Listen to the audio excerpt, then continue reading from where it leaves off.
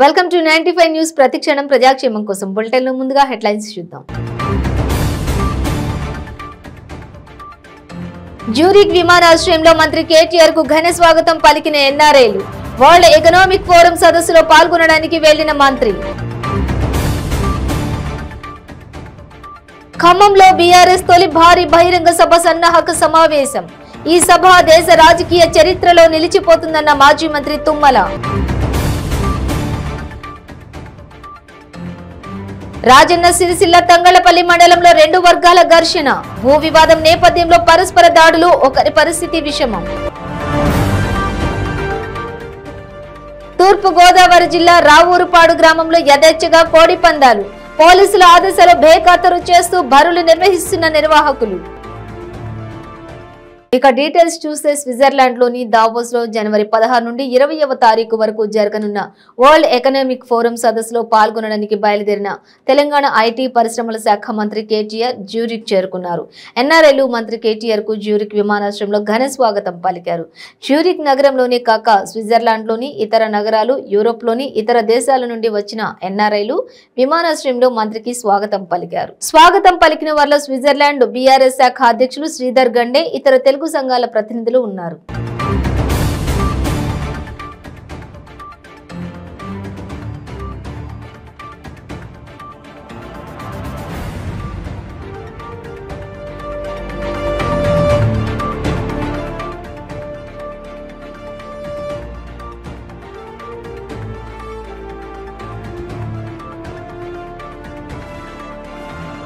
ఖమ్మంలో బీఆర్ఎస్ తొలి భారీ బహిరంగ సభ సన్నాహక సమావేశం జరిగింది. ఈ భేటీకి మంత్రులు హరీష్ రావు, పువ్వాడ అజయ్, మాజీ మంత్రి తుమ్మల నాగేశ్వరరావు, ఎంపీ నామా నాగేశ్వరరావు, పల్లా రాజేశ్వర్ రెడ్డి, పలువురు నేతలు హాజరయ్యారు. మాజీ మంత్రి తుమ్మల నాగేశ్వరరావు మాట్లాడుతూ ఈ సభ దేశ రాజకీయ చరిత్రలో నిలిచిపోతుందన్నారు.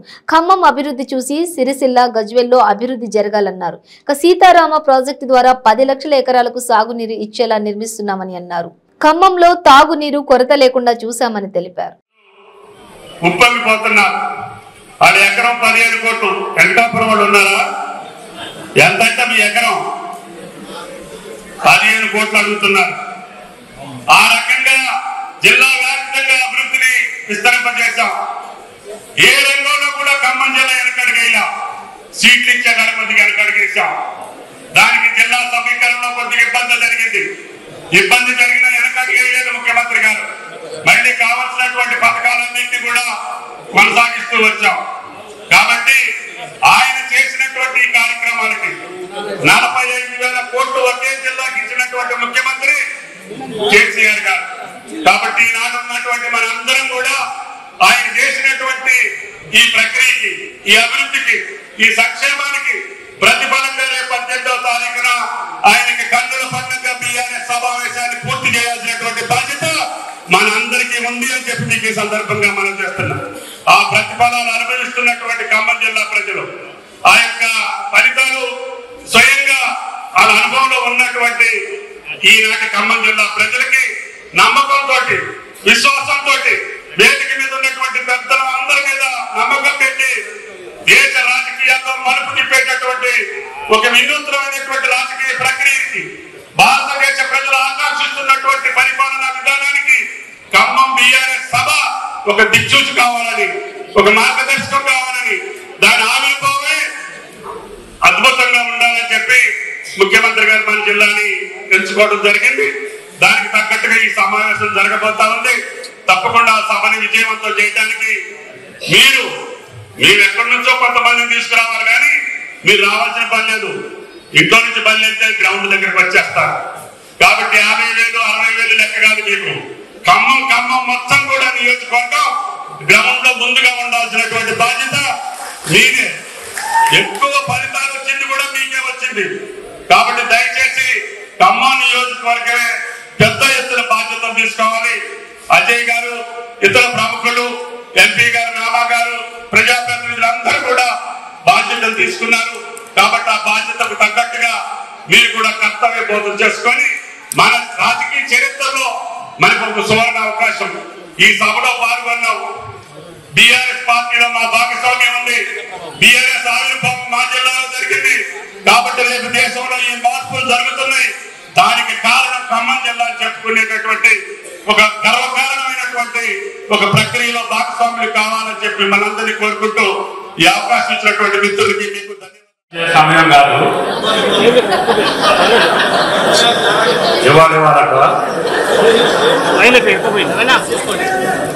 ముఖ్యంగా దేశ రాజకీయాల్లో అదేవిధంగా ఖమ్మం రాజకీయ చరిత్రలో అది మన స్వరాష్ట్రం సాధించుకున్నటువంటి వ్యక్తి, ఈ రాష్ట్రాన్ని సుసంపన్నం చేసినటువంటి వ్యక్తి, భారతదేశంలో తలెత్తుకుని తిరిగేటట్టుగా తెలంగాణ ప్రజలకి గౌరవించినటువంటి వ్యక్తి, కేసీఆర్ గారి నాయకత్వంలో ఉద్యమ పార్టీని ప్రాంతీయ పార్టీగా మార్చి గత కొద్ది కాలంలోనే పల్లా గారిని వేదిక మీదకి రావాల్సిందిగా ఆకాంక్షలు తీర్చినటువంటి వ్యక్తి, ఈ ప్రజల యొక్క సంతోషాలు చూసిన తర్వాత ఈ తెలంగాణ ప్రజలకు ఇచ్చినటువంటి వాగ్దానాలు నెరవేర్చిన తర్వాత ఇదే పద్ధతిలో భారతదేశంలో ఎందుకు ఉండకూడదు, భారత ప్రజలందరూ ఇదే రకంగా ఎందుకు అభివృద్ధి చేసుకోలేము, కాబట్టి దానికి కూడా మనమే ఎందుకు ఒక అడుగు వేయకూడదు అని భావించినటువంటి వ్యక్తి మన నాయకుడు కేసీఆర్ గారు టీఆర్ఎస్ పార్టీగా టీఆర్ఎస్ ను మార్చుకోవటమే కాకుండా దాని ఆవిర్భావ సభని మన జిల్లాలో ఖమ్మంలో ఈరోజు ఏర్పాటు చేసుకోవటం ఖమ్మం జిల్లా రాజకీయాల్లో ఉన్నటువంటి మనందరికీ కూడా గర్వకారణం.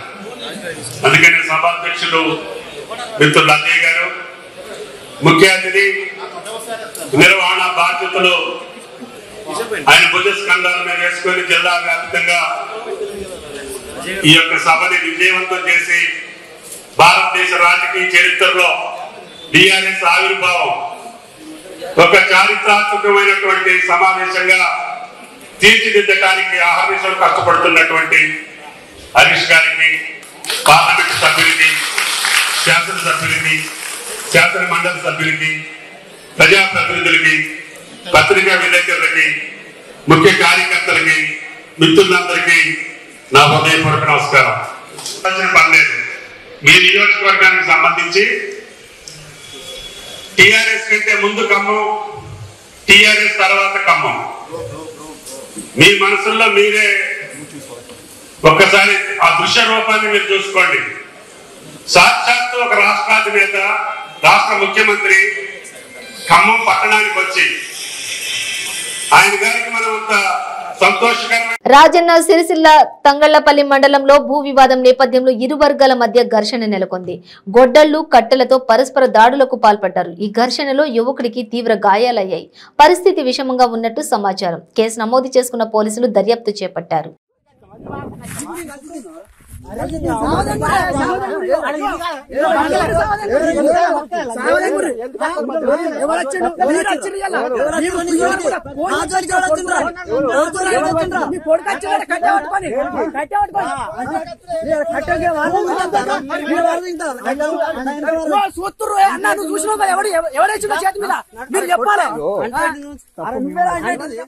ఖమ్మం నియోజకవర్గం సన్నాహక సభ కార్యక్రమంలో మంత్రి పువ్వాడ అజయ్ మాట్లాడుతూ ఖమ్మంలో కొద్ది మంది పనికి మళ్ళ బ్యాచ్ ఉందన్నారు.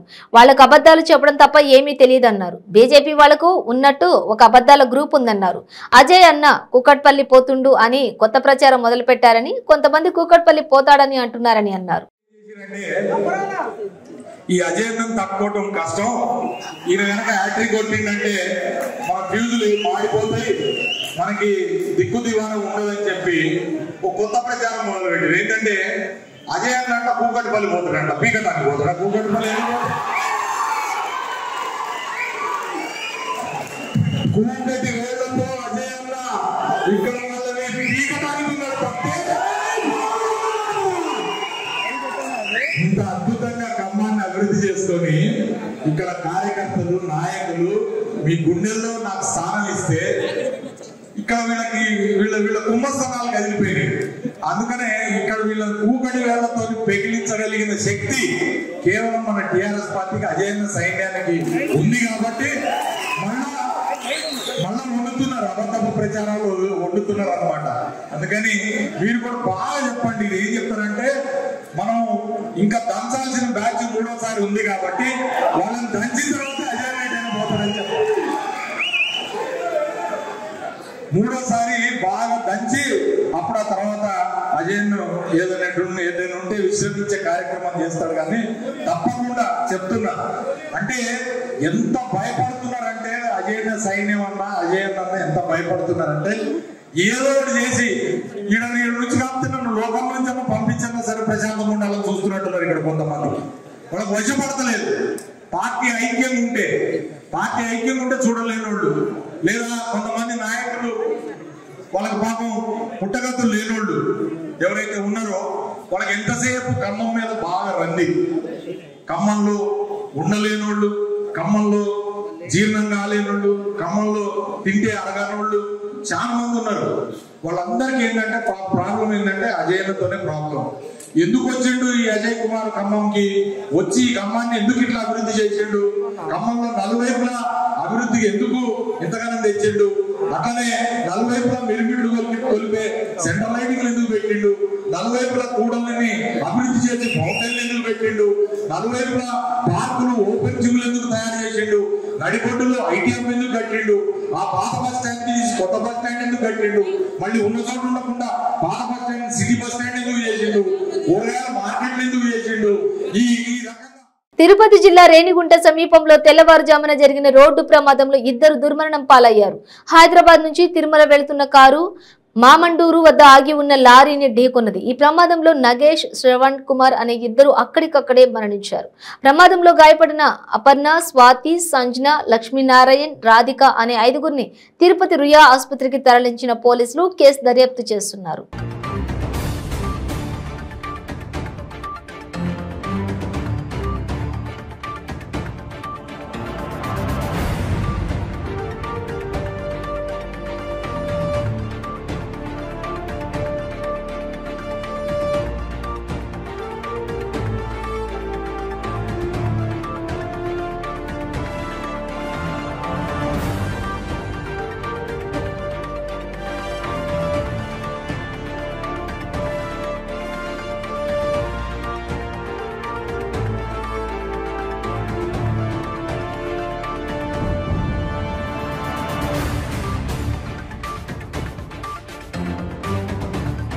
తూర్పు గోదావరి జిల్లా తాళ్లపూడి మండలం రావూర్పాడు గ్రామంలో కోడి కత్తులు కట్టి పందాలు, గుండాట యథేచ్ఛగా జరుగుతున్నాయి. ఒక పక్క ఎటువంటి అనుమతులు లేవని పోలీస్ శాఖ చెబుతున్నా ఏమాత్రం లెక్క చేయకుండా నిర్వాహకులు బరులు నిర్వహిస్తున్నారు.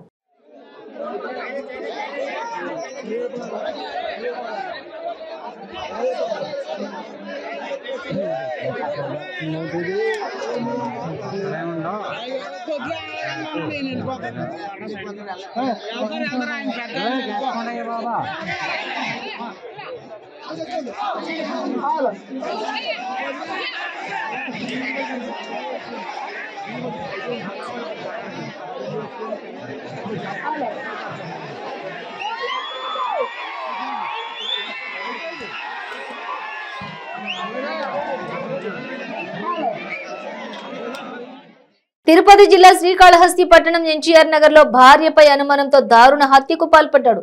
కేసు నమోదు చేసుకున్న శ్రీకాళహస్తి 1 టౌన్ పోలీసులు దర్యాప్తు చేస్తున్నారు.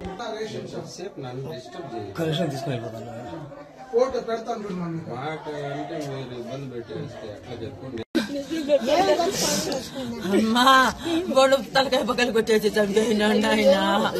అనుమానంతోనే చంపేయినాడు నాయన. నిన్నంతా బాగున్నారు నాయన, మంచిగా తీసుకొని వచ్చి నా బిడ్డని చంపేయినారు నాయన.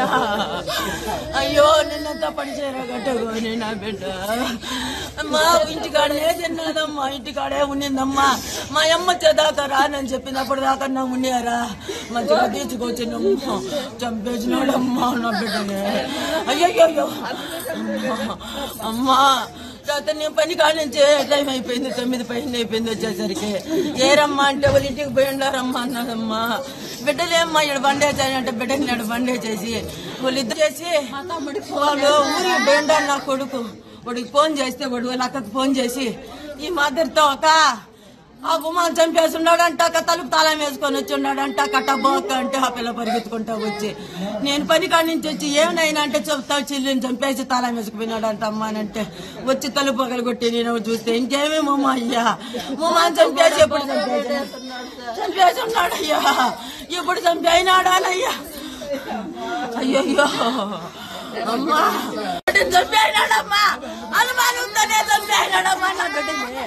ఒక తప్పు ఎరగదు, ఒక ఒప్పు ఎరగదమ్మా. మన తెలుగు సంస్కృతి సాంప్రదాయాలను కాపాడుకుంటూ సంక్రాంతి పండుగలను ప్రజలు ఆనందంగా జరుపుకోవాలని ఆకాంక్షిస్తున్నట్లు ప్రముఖ సైకత శిల్పి సనత్ కుమార్ తెలిపారు. సంక్రాంతి పండుగను పురస్కరించుకుని తిరుపతి జిల్లా చిల్లకూరు మండలం ఏరూరు గ్రామ సమీపంలోని సముద్ర తీరం వద్ద తెలుగు ఆడపడుచు సంక్రాంతి ముగ్గులు వేసిన సైకత శిల్పాన్ని రూపొందించి ప్రదర్శించారు.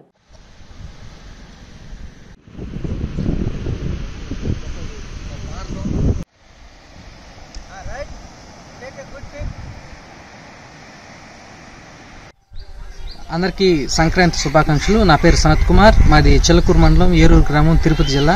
ముఖ్యంగా ఈ యొక్క సంక్రాంతిని పురస్కరించుకుని ఏరూరు సాగర్ తీరంలో నేను ఈ యొక్క సైకత్ శిల్పం చేయడం జరిగింది. ఈ యొక్క సైకత్ శిల్పం యొక్క ముఖ్య ఉద్దేశం ఏంటంటే ఒక పల్లెటూరు ఆడపడుచు ఈ యొక్క సంక్రాంతి సందర్భంగా ముగ్గులు వేస్తున్నట్టు అందరూ కూడా సుభిక్షంగా సంతోషంగా ఆనందకరంగా ఉండాలనేటువంటి ఉద్దేశంతో ఈ యొక్క ఆర్ట్ చేయడం జరిగింది.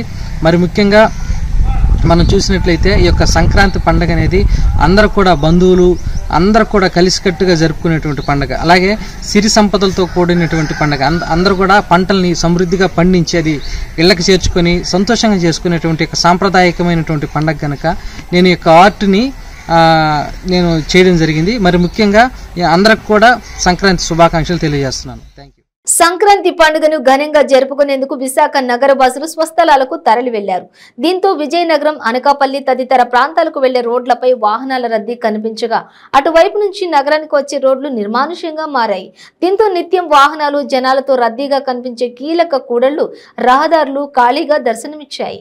ఇప్పటికే చాలా మంది స్వస్థలాలకు తరలి వెళ్లగా మిగిలిన వారిలో చాలా మంది పండుగను జరుపుకొని పల్లెబాట పట్టారు. తెలుగు ప్రజలకు సంక్రాంతి అత్యంత ప్రధాన పండుగ.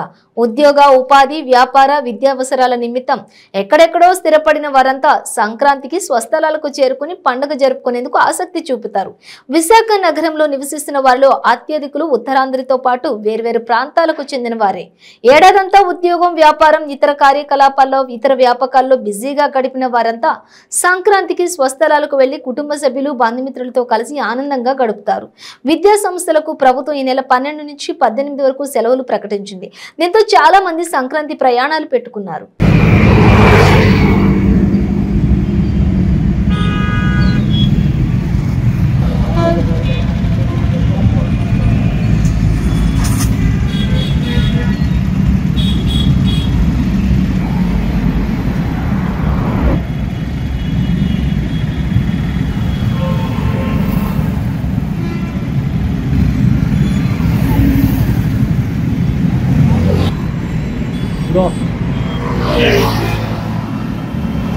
విశాఖ నగరంలో నివసిస్తున్న నగరవాసులు పల్లెబాట పట్టారు. సొంత ఊరిలో కుటుంబ సభ్యులతో కలిసి సంక్రాంతి పండుగను జరుపుకునేందుకు. అయితే నగరంలో ఉండిపోయిన వారు మాత్రం పల్లెటూరునే నడిబొట్టుకు తీసుకువచ్చారు. విశాఖ ఉత్తర నియోజకవర్గం 50వ వార్డు పరిధిలో గల మురళీనగర్లో వైశాఖి స్కేటింగ్ పార్క్ లోని సంక్రాంతి సంబరాలు అంబరాన్నంటాయి. పల్లెటూరులో మాదిరిగానే గొబ్బెమ్మలతో పాటు భోగి మంటలు, బసవన్నలు, కొమ్మదాసులు, హరిదాసులు సందడి చేశారు. వీరితో పాటుగా తీన్మార్ పేరుతో పెద్ద చిన్న తారతమ్యం మర్చి స్టెప్పులతో హోరెత్తించారు.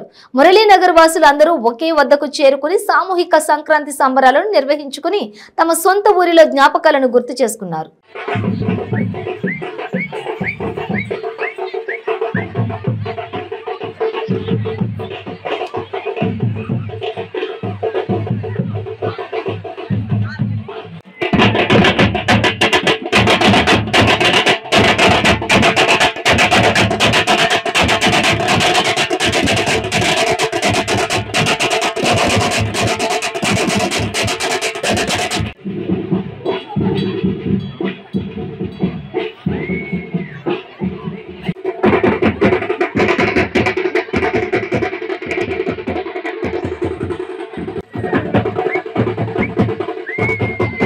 బులెటిన్ ముగించే ముందు హెడ్లైన్స్ మరోసారి.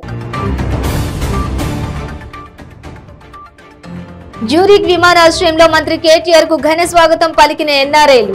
వరల్డ్ ఎకనామిక్ ఫోరం సదస్సులో పాల్గొనడానికి వెళ్లిన మంత్రి. ఖమ్మంలో బీఆర్ఎస్ తొలి భారీ బహిరంగ సభ సన్నాహక సమావేశం.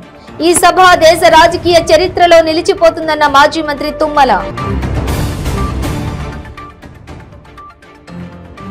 రాజన్న సిరిసిల్ల తంగళ్లపల్లి మండలంలో 2 వర్గాల ఘర్షణ. భూ వివాదం నేపథ్యంలో పరస్పర దాడులు, ఒకరి పరిస్థితి విషమం. తూర్పు గోదావరి జిల్లా రావూరుపాడు గ్రామంలో యథేచ్ఛగా కోడి పందాలు. పోలీసుల ఆదేశాలు బేఖాతరు చేస్తూ బరులు నిర్వహిస్తున్న నిర్వాహకులు. ఇవి బులెటిన్ డీటెయిల్స్. చూస్తూనే ఉండండి 95 న్యూస్.